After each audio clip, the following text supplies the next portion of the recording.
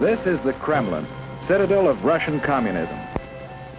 Looking at Russia, we might see it as a country to be studied, as we study other nations of the world.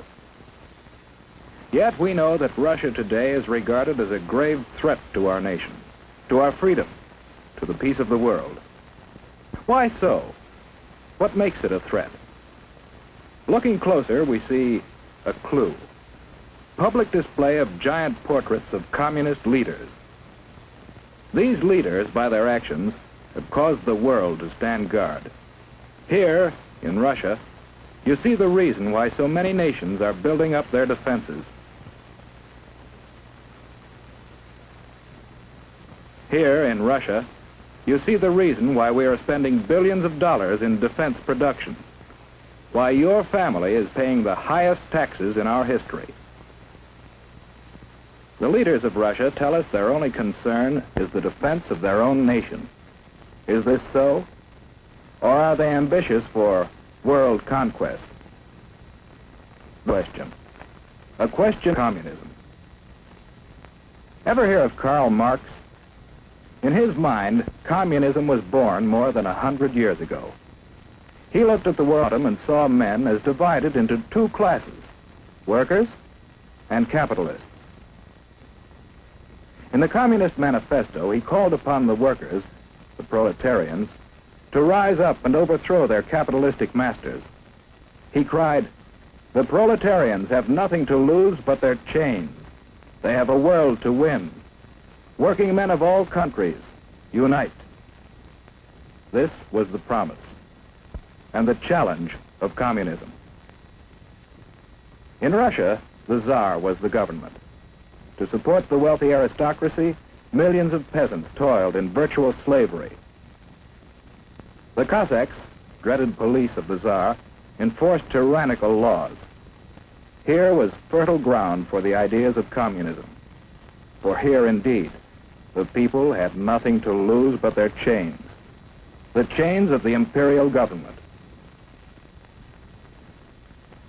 In 1914, the Tsar sent his troops into the war that swept Europe. For more than 2 years they fought. While at home, people suffered from shortages, brought about the despotism and corruption of the imperial government. The people grew rebellious. Only a strong army could sustain the Tsar in power. But revolution was preached on the battlefield, too, to an army broken with corruption. Inevitably, the Russian army surrendered. And with the defeated army returning under the banners of revolution, the imperial government fell and revolution reigned.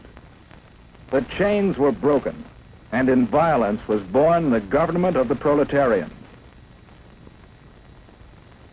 But a government needs leaders. Ever hear of Nikolai Lenin? He was the first leader of communist Russia. Leon Trotsky was another. Lenin lived but a few years, and out of the vicious struggle for power that followed his death, Joseph Stalin emerged as undisputed leader. Here was a new face, but in the background was an old one, Karl Marx. He established the ultimate aim of communism as world revolution. And the rulers of communist Russia, while firmly establishing their authority at home, created an international organization to stir up revolution throughout the world. Communism was on the march. Stalin was in the Kremlin. But what of the people? The proletarians who had fought to win a new world. Their new world might look promising, but although the land had been taken away from the capitalists, the workers didn't get it. Under communism, virtually everything belongs to the state. The individual has little right to own property or to plan his own life. He's told where to work with his employer. Little freedom to leave his job or seek a better one. Whereas we believe, and our religions teach, that the individual is all important, communism denies religion and debases the individual to a part of the vast machine that powers the state. Children are taken early and molded to fit the machine. Here is no search for truth, The government writes the textbooks, and the children are taught to accept communism and their fate without question. The Kremlin runs all elections, and the outcome is always the same. If anyone dares to disagree, he's given a speedy trial without benefit of jury. Such traitors may be immediately executed or sent off to prison. The proletarians have nothing to but their chains. They have a world to win. Although the people of Russia gained little, the rulers gained mightily in power. They built up a giant war machine, looking forward to the day when their flag would fly over the entire world. Then came the rise of Nazi Germany, another power bent on world conquest. The two nations joined forces, and Russia, believing itself safe from aggression, launched an invasion of Finland and other neighboring nations. For the first time, the world learned that the communists were no longer waiting for world revolution, but were now resorting to outright military aggression to extend their power. After the Nazis turned on their former allies, we supplied Russia with immense quantities of military equipment to wage war against our common foe. And how did Russia come out of the war? In 1917, at the time of the revolution, Russia was already a land of vast area.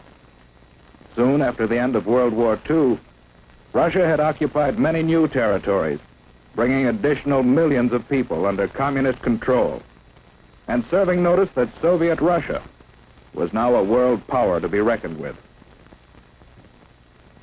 United with Russia in war, we strove to preserve that unity in peace. We helped organize the United Nations, in which the nations of the world have mutually pledged to cooperate in fostering world peace and progress. Andrei Gromyko signed for Russia. But in the first post-war Italian elections, the communists created disorder in an attempt to gain control of the government. Once more, the world was reminded that basic in the idea of communism is the plan of world revolution, and that Russian communism has stepped beyond that plan to achieve world domination through aggression. In Indochina and Malaya, communist aggression has incited rebellion against established government. In France, communist aggression has fomented strikes against essential industries in attempts to discredit the free government. In Iran, the communists have incited rioting and have preached hatred and distrust of the Western nations. In Eastern Germany, they have openly opposed the West. In China, the communists have established their own puppet government. In Korea, communist aggression has come into actual combat with forces of the United Nations. And with the most deadly of all weapons available to the Russians, no peoples in the world can feel secure against this aggression.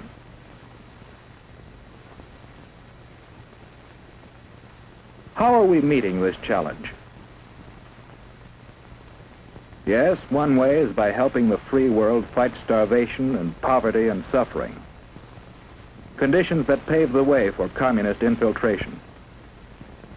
We are also supplying equipment for the free nations to develop their own resources and raise their living standards. Another way we are meeting the challenge is by military alliance with some of the other free nations for mutual aid in opposing direct communist aggression. And we are building up our own military defense. But do these preparations mean that we have abandoned hope for peace? No. In the United Nations, we are continually seeking a workable plan for living in peace with communist Russia. We want peace, but we do not want this. We believe in freedom. Freedom, born of the conviction that every person is a child of God and is therefore of supreme worth. For these people, for ourselves, for everyone. We want freedom, not tyranny.